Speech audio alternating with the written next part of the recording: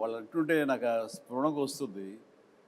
కట్టప్ప బాహుబలిని ఎందుకు చంపాడు అని ఒక లీడ్ క్యూరియాసిటీ పెంచి పార్ట్ 2కి అది దోహదపడింది. అందరూ ఆ ట్రాప్‌లో ఉండి ఆ ఆలోచనతోని వెయిట్ చేశారు. ఆ 'జగదేక వీరుడు అతిలోక సుందరి'లో చిరంజీవి విసిరేసినటువంటి ఆ రింగుని చేప మింగింది. ఆ తర్వాత రింగ్ ఏమైపోయింది? అంత ప్రభావితం ఉన్న రింగు, అంత ప్రభావం ఉన్న రింగ్ ఏమైపోయింది అని క్వెషన్ మార్క్ ఏసి వదిలితే I mean 2 Jagadeka Veerudu Athiloka sequel. Sundari 2 ఎప్పుడో వచ్చి ఉండేది. ఎగ్జాక్ట్లీ. ఆ మార్కెటింగ్ స్ట్రాటజీ అక్కడ జస్ట్ మిస్ అయ్యాం.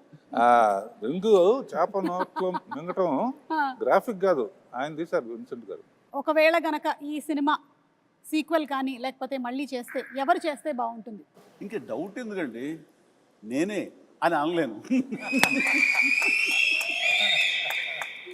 నిజంగా నన్నే అక్కడ పెడితే కనుక అలాగే ఉండేందుకు అన్ని రకాల ప్రయత్నాలు చేస్తాను. అలాగే ఉంటాను, రాణిస్తాను, రెప్పిస్తాను. కాకపోతే అలా అనడం అనేది కొంచెం అంబిషియస్ అవుతుంది. కాబట్టి నా అవ్వదండి, నా ఏం ఉద్దేశం అవ్వదు.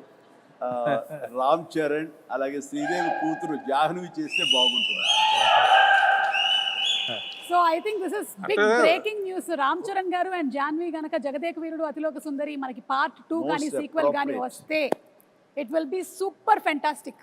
సో అంటే ఇప్పుడు అందరి నెక్స్ట్ జనరేషన్ వాళ్ళు ఈ జగదేక వీరుడు అతిలోక సుందరి చేస్తే, అంటే జాహ్నవి, రామ్ చరణ్ అండ్ అనుకుంటే నా ప్రొడ్యూసర్గా వాళ్ళ కూతుళ్ళు అనుకుంటే వీణ పర్యవేక్షణ ఉండాలి, ఖచ్చితంగా ఒక నిఘా ఉండాలి. వాళ్ళ అల్లు డైరెక్ట్ చేసి సరిపోతుందేమో నాకు. నాగశ్విన్ గారు, be ready for Jagadeka Veerudu Athiloka Sundari part 2.